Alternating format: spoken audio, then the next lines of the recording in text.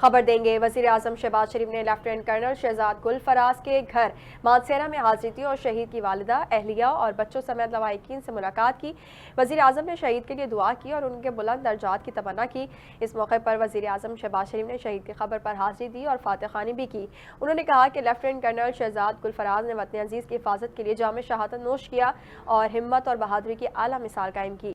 वजीर आजम ने कहा कि पूरी कौम अपने शोहदा और उनके अहले खाना पर फख्र करती है और उनकी कुर्बानियों को कभी फरामोश नहीं किया जा सकता। इस्लामाबाद में तर्जुमान दफ्तर खारजा ताहिर हुसैन इंदराबी ने मीडिया ब्रीफिंग में बताया कि वजीर आजम ने अमीर कतर की दावत पर दोहा का दौरा किया।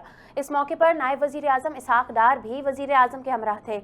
तर्जुमान के मुताबिक वजीर आजम और अमीर कतर के दरमियान आला सतह की मुलाकात हुई, जिसमें बाहिमी दिलचस्पी के मुख्तलिफ शोबों में ताउन बढ़ाने पर इत्तेफाक किया गया।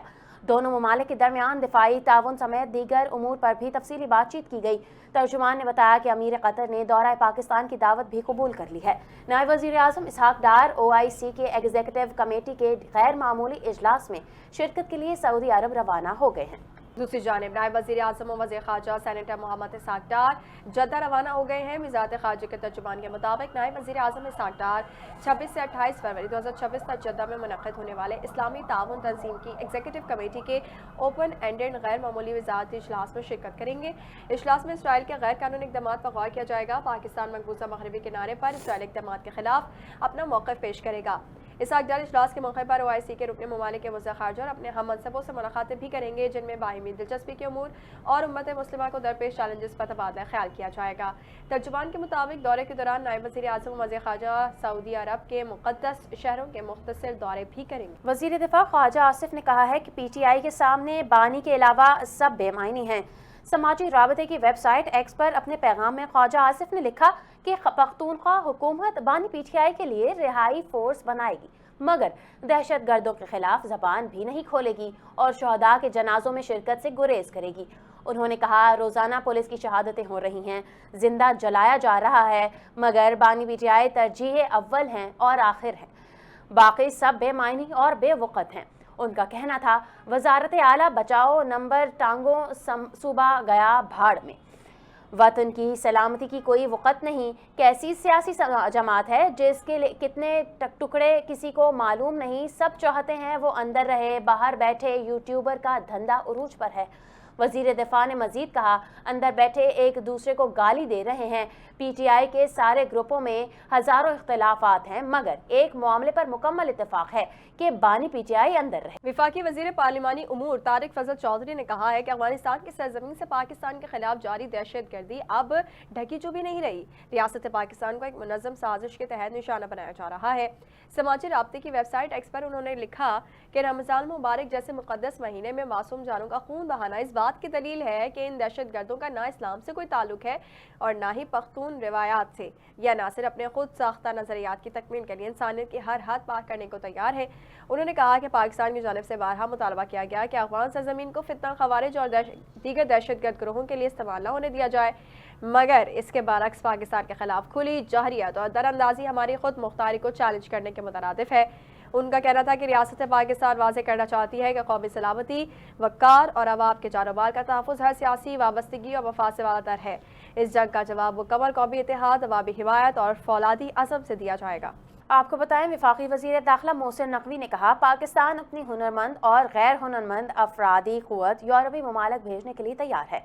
मोहसिन नकवी की क़यादत में पाकिस्तानी वफ़द ने रोम में मुनक़्क़िद माइग्रेशन डायलॉग में शिरकत की, जिसमें अतालवी, हस्पानवी और यूनानी हम सब मनसब भी मौजूद थे। मोहसिन नकवी ने इटली की जानिब से 10,500 मुलाजमतें मुख्तस किए जाने पर इजहार तशक्कुर किया और कहा, यूरोपी ममालिक नकल मकानी के ख्वाहिशमंद अफराद के लिए रेगुलर तरीक़ों की हौसला अफजा करें ताकि गैर कानूनी आमद की हौसला शिकनी हो सके।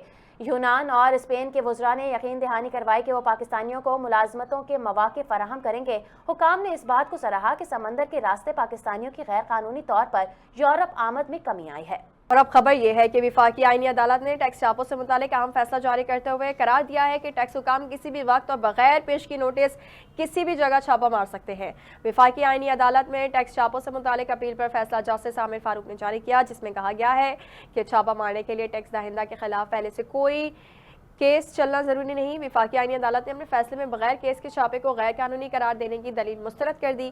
فیصلے میں کہا گیا ہے کہ پارلیمنٹ نے ٹیکس حکام کو قانون کے نفاذ کے لیے وسیع اختیارات دیے ہیں اور عدالت قانون میں اپنی طرف سے کوئی ایسی شرط شامل نہیں کر سکتی جو مقننہ نے نہیں لکھی۔ عدالت نے قرار دیا کہ جہاں مقننہ کی زبان صریح اور غیر مبہم ہو وہاں عدالتیں اس میں تخصیص، تخفیف یا تضاد پیدا کرنے کی مجاز نہیں ہوتی۔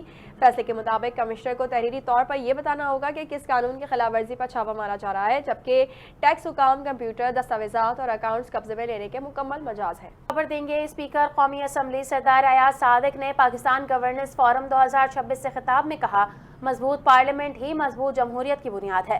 انہوں نے بتایا کہ قومی اسمبلی میں ذاتی اختیارات کی بجائے اجتماعی نگرانی کے نظام کو متعارف کروایا جائے گا اور قومی اسمبلی سیکریٹریٹ امپلائیز ترمیمی ایکٹ 2026 کے ذریعے ادارہ جاتی اصلاحات کا آغاز کیا گیا ہے۔ اسپیکر نے کہا مالی اور انتظامی اختیارات کراس پارٹی فائنانس کمیٹی کو منتقل کیے گئے، ہر اسامی کی جاب ڈسکرپشن کی بنیاد پر اثر 9 درجہ بندی کی گئی اور غیر ضروری آسامیاں ختم کی گئی، جس سے سالانہ کروڑوں روپے کی بچت ممکن ہوئی ہے۔ انہوں نے مزید کہا کہ قومی اسمبلی کی توانائی کی ضروریات 2015 سے شمسی توانائی سے پوری کی جا رہی ہیں۔ پاکستان کی پارلیمنٹ دنیا کی پہلی پارلیمنٹ ہے جو 100% شمسی توانائی پر منتقل ہے۔ ای آفس اور HRMIES کے نفاذ سے ڈیجیٹل نظام کو مضبوط کیا گیا، جبکہ پبلک فائنانس مینجمنٹ ایکٹ پر مکمل عمل درآمد سے مالی نظم و ضبط بہتر ہوا۔ کراچی کے علاقے نیو کراچی سیکٹر 5D کالا اسکول کے قریب فائرنگ سے نوجوان جاں بحق۔ پولیس کے مطابق مقتول عبدالرحمان پرچون کی دکان پر موجود تھا۔ ادھر نصرت بھٹو کالونی میں خاتون فائرنگ سے زخمی ہو گئی، جبکہ northern by pass per traffic حادثے میں ایک شخص جاں بحق، ایک زخمی ہو گیا۔ تفصیلات جانیں گے عارف حبیب کی اس رپورٹ میں۔ کراچی کے علاقے نیو کراچی سیکٹر 5D کالا اسکول کے قریب دکان کے باہر موجود نامعلوم ملزمان کی فائرنگ سے عبدالرحمان جاں بحق ہو گیا۔ پولیس کے مطابق 2 ملزمان موٹر سائیکل پر آئے تو مقتول دکان سے باہر نکل کے بھاگا، جس پر ملزمان نے عبدالرحمان پر فائرنگ کر دی۔ پولیس کے مطابق مقتول کی شناخت 18 سالہ رحمان گلزار کے نام سے ہوئی۔ واقعے کی اطلاع ملتے ہی SSP سینٹرل موقع پر پہنچ گئے۔ ڈاکٹر عمران نے جاں بحق کا معائنہ کیا اور متعلقہ پولیس افسران سے تفصیلات حاصل کی۔ پولیس کے مطابق ملزمان نے مقتول سے جھگڑا کیا، اسی دوران گولیاں چل گئیں۔ فائرنگ کا واقعہ ڈکیتی مزاحمت کا شاخسانہ ہے یا پھر جھگڑا تحقیقات کے بعد پتہ چلے گا۔ جی بالکل، ابھی تھوڑی دیر پہلے اطلاع ملی ہے کہ یہاں پہ ایک شاپ ہے کولڈ ڈرنکس اور پان وغیرہ کی، اس میں ایک نوجوان لڑکا جو صبح یہاں سے وہ اوپن کر رہا تھا شاپ کو، اور مین وائل ایک بائک پہ 2 نامعلوم افراد آئے، انہوں نے فائر کیا جو اس کے پیٹ میں لگا، جس سے وہ سیریسلی انجرڈ ہوا اور اس کے بعد ان کو ہاسپٹل شفٹ کیا گیا۔ ڈیورنگ شفٹنگ میں وہ جو نوجوان ہے وہ ایکسپائر ہو گیا۔ نصرت بھٹو کالونی بولان ہوٹل کے قریب فائرنگ سے خاتون زخمی ہوئی۔ زخمی خاتون کی شناخت نسرین کے نام سے ہوئی۔ ناظرن بائی پاس کے قریب ٹریفک حادثے میں شخص جاں بحق اور ایک زخمی ہو گیا۔ منگو پیر سائمہ اربن پلاس کے قریب بھی روڈ حادثے میں 18 سالہ نوجوان جاں بحق ہوا۔ مقتول کی شناخت رحمان بالاکرم کے نام سے ہوئی۔ ادھر بلدیہ جنگل کے قریب گھر سے نوجوان کی پھندہ لگی لاش ملی۔ مقتول کی شناخت قویس کے نام سے ہوئی۔ گزشتہ روز سرجانی بروئی بورڈ میں زمین کے تنازع پر 2 گروپوں میں تصادم کا واقعہ ہوا، جس میں پولیس نے 3 مقدمات درج کر لیے۔ مقدمے میں ہنگامہ آرائی، ہوائی فائرنگ، سرکاری املاک کو نقصان پہنچانے سمیت دیگر دفعات شامل کی گئی۔ جائے وقوع سے پولیس نے 13 ملزمان کو گرفتار کیا۔ نیوز بلیٹن سے فی الحال اتنا ہی۔ فی الوقت کے لیے اتنا ہی۔ مزید خبروں اور اپڈیٹس کے لیے دیکھتے رہیے NTN نیوز۔